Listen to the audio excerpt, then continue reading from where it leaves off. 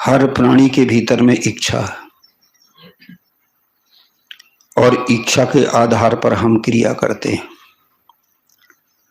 जड़ तत्वों की क्रिया उनकी गुणधर्मों के आधार पर होती है, उसको जड़ क्रिया कहते हैं।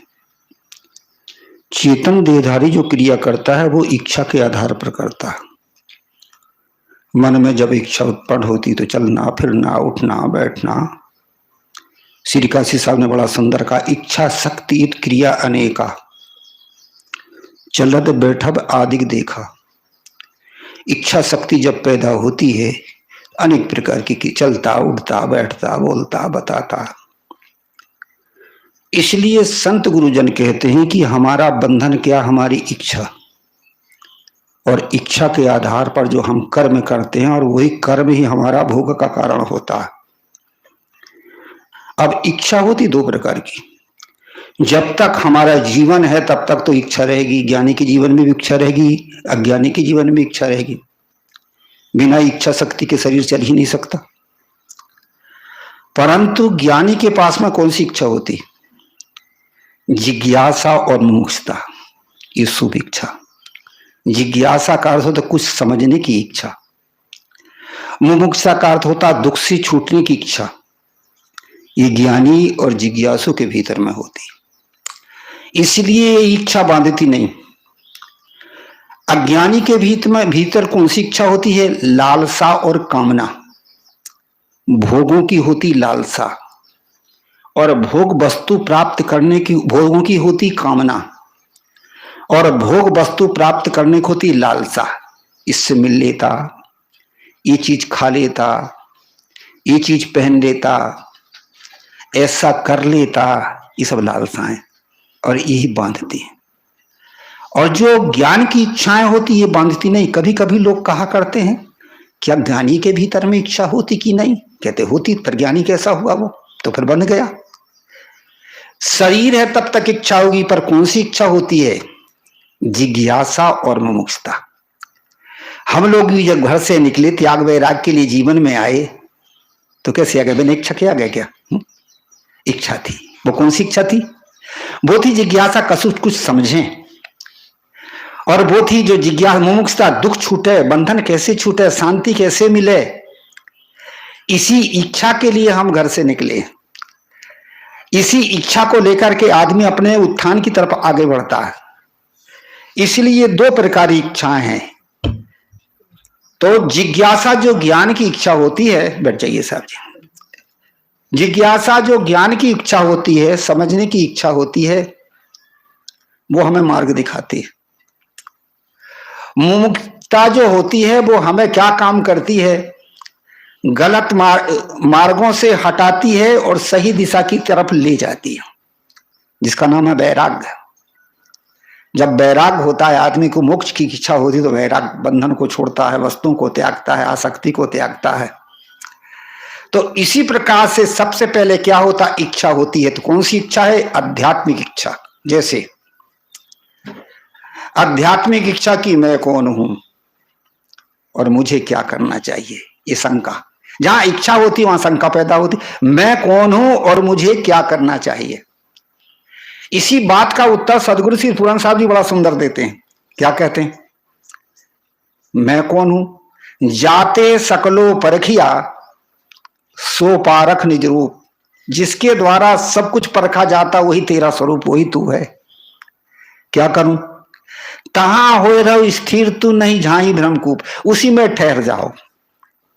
वहां झाई कहते गाफिल, भ्रम और कूप कहते अज्ञान का पुंज हमारे स्वरूप में है ही नहीं। जिसके द्वारा सब कुछ परखा जाता है वही हमारा स्वरूप है।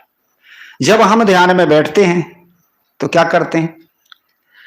हम यही करते हैं कि हम पारखी सबसे अलग हैं।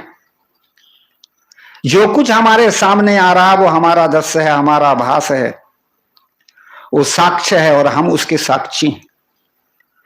ऐसा जब हमें अपने आप का बोध हो जाता है तो अपने भीतर की जो स्मरण है, अपने भीतर में जो विकार है, उसको हम परखते हैं। और परखते परखते परखते परखते धीरे धीरे परखत परखत फीका होई और व्यापे न काल कला पुरुष हुई। परखते परखते वो फीका हो जाता है। फिर काल कहते मन की जो कला है वो व्याप्ति नहीं। मन की कला क्या? इच्छा, चाहना, वासना, स्मरण, देखे सुने भोगे के संस्कार, यही तो हमेशा चलते हैं। साहब ने बड़ा सुंदर बीजक में कहा कि राम राज चली बिना बनमा हो, घर छोड़े जात जुलाहा। हे राम चेतन, तुम्हारी जो मनोवृत्तियां हैं ये चलती हैं। और कहाँ चलती? जहां कुछ बनने वाला नहीं हो तो चलती। कहां कहां चलती हैं? दुख में चलती हैं और सुख में चलती हैं। जहां हमने दुख पाया है वहां चलती हैं, वहां याद आती है, उधर मन जाता है तो चिंता और फिक्र पैदा होती है। जब सुख के तरफ हमारी मनोवृत्तियां चलती हैं तो आशा और तृष्णा पैदा होती, ऐसे मिल लेता, ऐसे खा लेता, वैसे पी लेता। इसी के घेरा में हम लटके हुए हैं, इसलिए मन की वृत्तियां चलती हैं, स्थिरता शांति नहीं मिल पाती। इसी का नाम है विक्षेप। वेदांत की भाषा में अंतःकरण के 3 दोष में इसका नाम है विक्षेप। विक्षेप माने चित्त की चंचलता, आवरण माने विषयों की सुखासक्ति, मल माने विषयों की सुखासक्ति, और आवरण माने निज स्वरूप की भूल। इसको अंतःकरण के 3 दोष कहा जाता है। इसलिए हमें पहले अपने आप को जानना है, फिर अपने में ठहरना है। मैं चेतन अविनाशी हूं, जातो सकलो परखिया सो पारख निज रूप। जिसके द्वारा सब कुछ परखा जाता है वही तेरा स्वरूप है। क्या करें? अपने में ठहर जाओ। तहां हो रहो स्थिर तो नहीं जाही ब्रह्म को। अब बात होती है कि जिसके द्वारा सब कुछ परखा जाता है तो परखी हुई वस्तु परखने वाले से अलग होती। यदि परखने वाला वस्तु ही हो जाता तो परखता किसको? शरीर, संसार, प्राणी, पदार्थ जितने भी हैं ये वस्तु हैं और इनको जानने और परखने वाले हम हैं। शरीर को परखने वाले भी हम हैं। शरीर से हम अलग हैं तब तो शरीर को जान रहे हैं। शून्य को परखने वाले भी हम हैं। शून्य को जान रहे तब तो हम शून्य से अलग हैं। निर्णय सार में बड़ा सुंदर कहा है, सुनना ही जाने सुन न होई, जानन हार जीव है सोई। भौतिकवादी मानता है तत्ववाद, देहवाद, शून्यवाद आदि, ये 4 वाक्य वाला है। ये कहते शून्य ही सब कुछ है वो, और जीव शिव कुछ नहीं, शून्य ही है। शून्य से सब पैदा होता है। तो शून्य को जानने वाला कौन है? अलग हुए कि नहीं?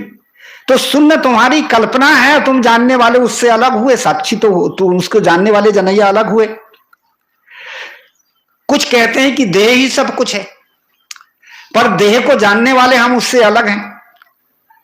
शरीर को जान रहे हैं, मन को जान रहे हैं, शरीर में जो भी दुख कष्ट कलेश हो रहा है उसको जान रहे, तो जानने वाला अलग हुआ कि नहीं?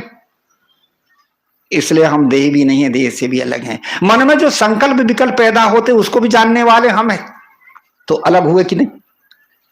संसार के जितने भी प्राणी पदार्थ उनको जान रहा है, उनको अपना मान रहे हैं, तो हम जानने वाले और मानने वाले उससे अलग हुए कि नहीं? अलग हैं। तो हम अलग तो हैं। जाते सकलो परखिया सो पारख निज रूप है। जिसके द्वारा सब कुछ परखा जाता वही हो। अभी भी चाहे यही, यदि आप थोड़ी सी देर में अपने आप को अलग करना है तो फट से अलग कर लो। साक्षी में जानने वाला अलग तो हूं। तो जब ध्यान साधना में बैठते हैं, जब कोई विकृति पैदा होती है, कोई संस्कार आते, फट से साक्षी बन जाते, अलग हो गया। और वही स्थिरता हमेशा बनी रहे, वही परिपक्वता बनी रहे तो संस्कार आएंगे नहीं। ये चोर कब घर में घुसते? जब हम गाफिल होते तब। और जाग जाओ और देख लो तो चोर भग ही जाता, रुकता नहीं वो। चोर तो खुद चोर ही है, वो भयभीत, वो निर्भय थोड़े। निर्भय तो हम है ना। जब चोर हमारे घर में घुसता है तो हम उसको देख लेते हैं, चोर भाग जाता। इसी प्रकार से जितने भी मन में हमारे संस्कार हैं ये चोर हैं, और जैसे ही हमारे सामने आए हम उसका दृष्टा बन जाए, ये मेरे से अलग, भाग गए वो। कोई उन्हें लाठी डंडा मार के भगाना नहीं पड़ता, केवल दृष्टा बन जाओ, वो दृश्य अपने आप छीन हो जाएगा। साहब कहते जाते पक सकलो परखिया सो पारख निज रूप। इसलिए सबसे अलग तुम हो, हम सब चीज से अलग हैं। अब विचार हम करें कि शरीर से भी अलग हैं, मन से अलग हैं, बुद्धि से अलग हैं, और संसार के सारे प्राणी पदार्थ से अलग हैं, सारी वस्तुओं से अलग हैं। जब अलग हैं तो अलग वस्तु छूटेगी, यो मिला भी छूटेगा कि नहीं?